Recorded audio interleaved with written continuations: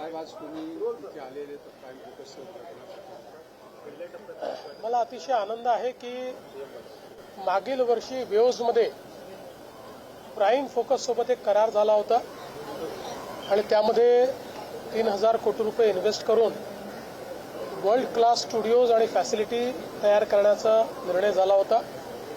त्यातला पहिला टप्पा आज त्याचं उद्घाटन करण्याकरता आम्ही आलो आहोत आणि माननीय प्रधानमंत्री महोदयांची जी संकल्पना होती ती पूर्णपणे या ठिकाणी उतरताना दिसते आहे.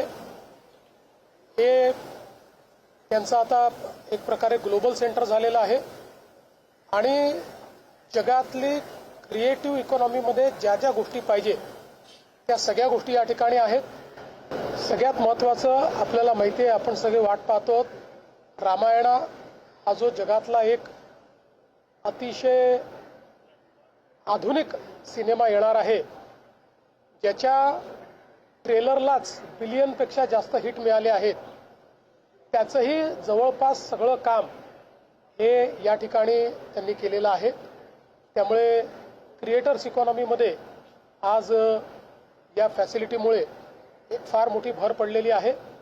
मी प्राईम फोकसचे नमित मल्होत्रा यांचं मनापासून अभिनंदन करतो. देवेंद्र जी खासकर ऐसे समय में मनोज जरांगे पाटील यांनी पुन्हा एकदा आरोप केलेले पाहायला मिळत आहे. ज्या पद्धतीने कुणबी प्रमाणपत्र जे देण्यात आले होते कुणबी प्रमाणपत्र कुठेतरी रद्द होताना पाहायला मिळतं. त्यामुळे मनोज जरांगे पाटील संपलेले पाहिजे. ते नेमकं काय बोलले हे मी ऐकलेलं नाही, परंतु मी अगदी स्पष्टपणे सांगतो की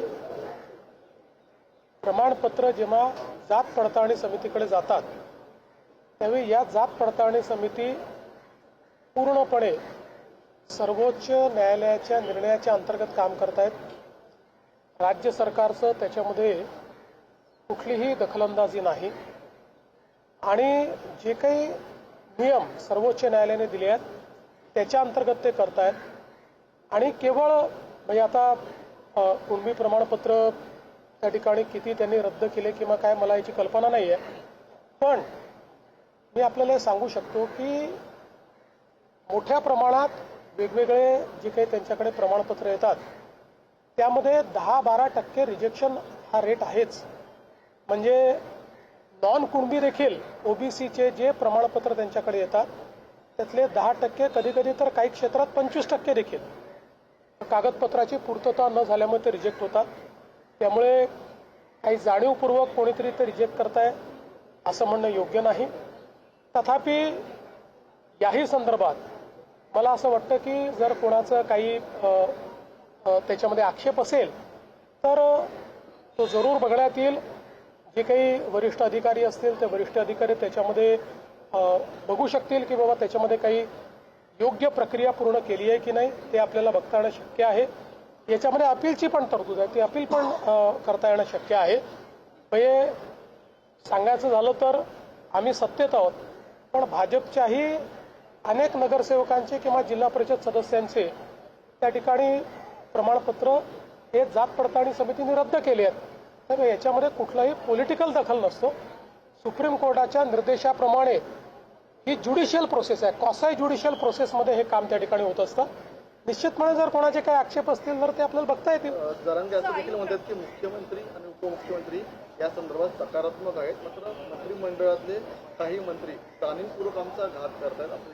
नाही, निश्चितपणे आम्ही कुठल्याही, मी एक गोष्ट निश्चितपणे सांगतो की कुठलेही मंत्री असं करणार नाहीत. आणि मी पुन्हा सांगतो की जर कुठला ग्रीव्हियन्स असेल किंवा कोणाला वाटत असेल आमच्याकडे अन्याय झालाय, अपीलची तरतूद आहे, अपील करून देखील या गोष्टी करता येतात. ज्या त्रुटी समितीने काढलेल्या आहेत त्या त्रुटीची पूर्तता करता येते. देवेंद्र जी जिस तरीके से देवेंद्र जी जिस देखिए, महाराष्ट्र ऐसा स्टेट है जो सबको हमने पहले से टैक्स फ्री करके रखा है. महाराष्ट्र में जिस समय जीएसटी लागू हुआ उस समय ये एक ही स्टेट था जिसने एंटरटेनमेंट टैक्स सब्स्यूम कर दिया. अब महाराष्ट्र में कोई एंटरटेनमेंट टैक्स हम लेते नहीं, इसलिए यहाँ जितनी फिल्में आती है वो सारी की सारी फिल्में एंटरटेनमेंट टैक्स से फ्री है। देवेंद्र जी, दूसरे राज्यों में जिस तरीके से फिल्म सिटी को जिस तरीके से दूसरे राज्यों में अलग अलग अट्रैक्शन देने की कोशिश हो रही है, आज फिल्म सिटी में आए हैं, इसे कैसे देखें? क्या मुंबई की फिल्म सिटी दूसरी जगह ट्रांसफर हो सकती है क्या? दूसरा, वेब्स को लेकर के जो MOU साइन है उसका यहाँ पर किस तरीके से इम्प्लीमेंटेशन शुरू हुआ? जैसे दुनिया में या भारत में दूसरी मुंबई तैयार नहीं हो सकती, वैसे ही फिल्म की इकोसिस्टम ये मुंबई के बाहर दूसरी जगह इस पैमाने पर खड़ी नहीं हो सकती। मुंबई एक नेचुरल इकोसिस्टम है। अलग अलग राज्य भी अगर प्रयास करेंगे, उनका कुछ काम होता है तो हमको उसमें कोई दुख नहीं है, पर यह समझना गलत होगा कि मुंबई से इकोसिस्टम चली जाएगी, ये नहीं होने वाला है। और हम लोगों ने तो अब ये तय किया है कि ये जो फिल्म सिटी है, अभी जैसे आज हमने प्राइम फोकस का उद्घाटन किया, ये देश का सबसे आधुनिक स्टूडियो है। ऐसे कई आधुनिक स्टूडियो यहाँ पर हम बना रहे हैं, इसका कंप्लीट रीडेवलपमेंट का प्लान कर रहे हैं। दुनिया की सबसे एडवांस्ड फिल्म मेकिंग की इकोसिस्टम ये हम लोग फिल्म सिटी में तैयार करते हैं। डॉक्टरांच्या संपावरती हायकोर्टाने डॉक्टरांना झापलंय, तुम्ही पगार घेत आहात, तुम्ही पेशंटची दखल घेतली पाहिजे, जर ते कमी जास्त झालं तर त्याला जबाबदार तुम्ही असणार आहात। मुळामध्ये शेवटी शासनाला हे डॉक्टर किंवा ते डॉक्टर अशा पद्धतीनं आमचा काही चॉईस नाही आहे। आमच्याकरता सगळे डॉक्टर उत्तम आहेत। आमचे जे MBBS डॉक्टर आहेत, ॲलोपॅथीची प्रॅक्टिस करणारे डॉक्टर आहेत, हेही उत्तम काम करत आहेत। आम्हाला माननीय उच्च न्यायालयाचे जे निर्णय आहेत ते बंधनकारक आहेत। त्या निर्णयाच्या अनुसार या ठिकाणी जी काही रजिस्ट्री आहे ती आम्ही ओपन केली। आता या संदर्भात माननीय उच्च न्यायालयामध्येच पुन्हा सुनावणी चाललेली आहे, त्यामुळे कुठलीही बाजू घ्यायच्या ऐवजी आम्ही माननीय उच्च न्यायालय काय सांगतोय याचा विचार करू आणि जे उच्च न्यायालय सांगेल तेच करण्याचा आमचा प्रयत्न आहे। डॉक्टर्स के स्ट्राइक को लेकर किस तरीके से देख रहे हैं डॉक्टर्स स्ट्राइक को? और आज जो है हाईकोर्ट ने भी डॉक्टर्स को कहीं नहीं सुना। पहले तो मुझे लगता है कि इस प्रकार से प्रोटेस्ट नहीं होना चाहिए। पेशेंट को तकलीफ हो इस प्रकार का प्रोटेस्ट करना ये भी ठीक नहीं है, क्योंकि मांग क्या है? तो माननीय उच्च न्यायालय ने एक आदेश दिया था कि जो हमारी डॉक्टर्स की रजिस्ट्री है उसमें अन्य पैथी के लोगों को जो एंट्री दी गई थी उसकी खिलाफत वो लोग कर रहे हैं। हमारा मानना ये है कि अगर हमको माननीय उच्च न्यायालय कहता है कि उसकी अलग रजिस्ट्री करें तो हम अलग रजिस्ट्री करेंगे। जो न्यायालय कहता है उस अनुसार हम काम करेंगे। आज जिस प्रकार से ये स्ट्राइक हो रहा है, मुझे ऐसा लगता है सबने माननीय उच्च न्यायालय का सम्मान करना चाहिए। जो उच्च न्यायालय कहता है उसके अनुसार काम करना चाहिए। राज्य सरकार भी हमारे लिए तो जितने सारे चिकित्सक हैं वो किसी भी पैथी के हो, हमारे लिए सारे समान हैं और हम उनमें कोई भेद करते नहीं हैं। और विशेष रूप से जो डॉक्टर्स हमारे मेडिकल कॉलेजेस में काम कर रहे हैं, जो हमारे हॉस्पिटल्स में काम कर रहे हैं, हमारे लिए वो सारे बहुत महत्वपूर्ण है। मैं उनको भी कहना चाहूँगा कि उनके ऊपर अन्याय करने का सरकार का कोई इरादा नहीं है। हम सब लोग let's wait for the court.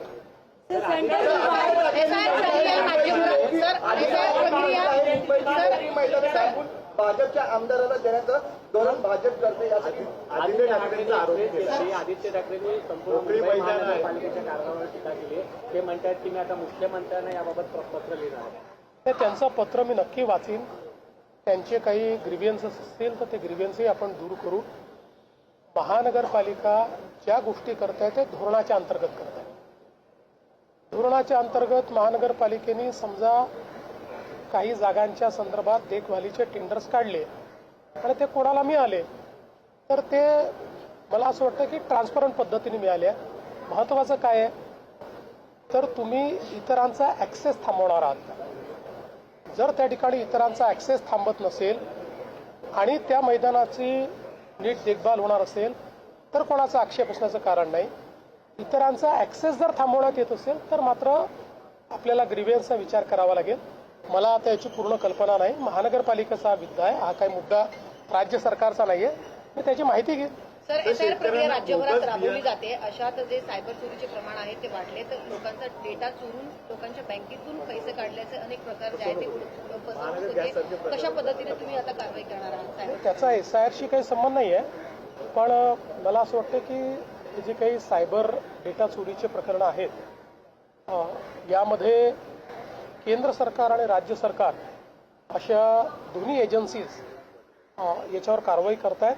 अशा लोकांना आपण शोधून काढू आणि केंद्र सरकारनं आणि राज्य सरकारनेही ज्या ज्या लोकांसमोर क्रिटिकल डेटा आहे किंवा मोठा डेटा आहे त्यांना इन्स्ट्रक्शन्स दिलेले आहेत की त्यांनी ॲडिशनल फायरवॉल्स क्रिएट केल्या पाहिजे. कारण शेवटी डेटा प्रोटेक्ट करणं ही सर्वांची जबाबदारी आहे आणि म्हणून ॲडिशनल फायरवॉल्स आणि प्रोटेक्शन तयार करण्याच्या संदर्भातले आणि या सगळ्यांनी आपलं जे काही डेटा आहे त्याचं ऑडिट करून घेणं या गोष्टींचं आम्ही त्यांना माहिती दिलेली आहे. Sir, RSS chief was aware to interact today with the Gen Zs and Alphas. याच्यावर मी काय म्हणणार आहे, चांगली गोष्ट आहे. एक सवाल ये है कि जिस तरीके से साइबर फ्रॉड महाराष्ट्र में बढ़ रहा है, उसको लेकर गृह मंत्रालय किस तरीके से एक्शन? देखिए, साइबर फ्रॉड ये पूरे देश में बढ़ रहा है और उसका कारण ये है कि पहले जो स्ट्रीट क्राइम होता था अब वो हम लोग चूंकि डिजिटल इकोनॉमी में चले गए तो कुछ पैमाने पर वो साइबर का फ्रॉड हो रहा है और उसमें मैक्सिमम फ्रॉड जो हो रहा है वो लोग अनभिज्ञ हैं, लोगों को पता नहीं है, इससे लोगों को मूर्ख बनाया जा रहा है. डिजिटल अरेस्ट जैसी चीज़ें जो अस्तित्व में ही नहीं है उस प्रकार से. लेकिन अब लोगों में हम लोग एक प्रकार से जागरण करने की कोशिश कर रहे हैं और सबसे बड़ी बात यह है कि अब इन लोगों को पकड़कर और पैसा लोगों का वापस करना, इसमें बहुत प्रगति हमने की है. सर, सेंटर जो है डिलिमिटेशन में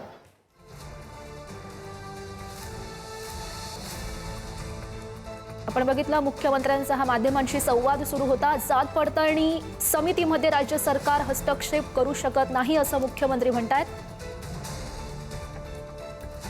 जाणीवपूर्वक प्रमाणपत्र रद्द केल्याचा आरोप करणं योग्य नसल्याचं सुद्धा त्यांनी म्हटलं. जरांगेंनी जे आरोप केलेले होते त्यावर मुख्यमंत्र्यांचं हे स्पष्टीकरण. प्रमाणपत्राचं वाटप आहे ते योग्य रीतीनं सुरू असल्याचं सुद्धा मुख्यमंत्री म्हणतात. कागदपत्रांची पूर्तता नाही झाली तर प्रमाणपत्र हे रद्द होतं असंही त्यांनी म्हटलेलं आहे.